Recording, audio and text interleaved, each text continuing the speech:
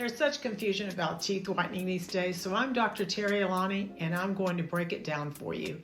What about buying over-the-counter whitening trays, and how are they different from whitening trays made at the dental office? First of all, they're not custom made. It's not one size fits all, so it won't precisely fit over all of your teeth. You may even get an uneven application of gel against the teeth, and the results can be splotchy, and nobody wants splotchy teeth. Also, they use a lower concentration of whitening agents, so they're not going to be as effective, and the trays may be ill-fitting as well. So the custom-made trays made at the dental office have a perfect fit because we scan or take an impression, and the whitening gel supply is much more concentrated, so you're going to get a much better results.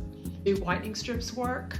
Yes, whitening strips are great for young adults, but if you're usually older than 21, I would recommend either the in-office or the custom-made trays. The most effective would be the in-office whitening. Why? Because it's supervised by a dentist, and we have the most concentrated gel. Now, one of the side effects is it can cause sensitivity, but we do offer Prevident, which is a prescription toothpaste that can decrease the sensitivity if used 1 to 2 weeks before your whitening. How white will they get? Usually no whiter than the white of your eyes. The whitening toothpaste work. They basically only remove surface stains, so you won't get a dramatic result with the whitening toothpaste, but it can help keep your teeth free from stain.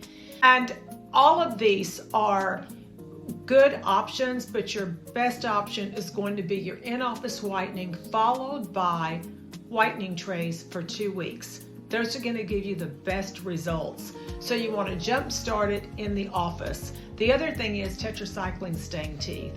Will tetracycline stain teeth whiten? Yes, they will, but you have to do an in-office whitening followed by long-term whitening trays up to maybe 4 to 6 months, and you'll start to see the results. So if you have a tooth in the front that has a crown, or maybe a tooth-colored filling, those will not change colors. Remember that.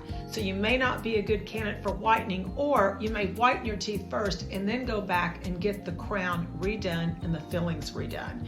So these are some great tips about whitening, and remember, your dentist professional is always your best option. I'm Dr. Terri Alani, the Texas Tooth Lady.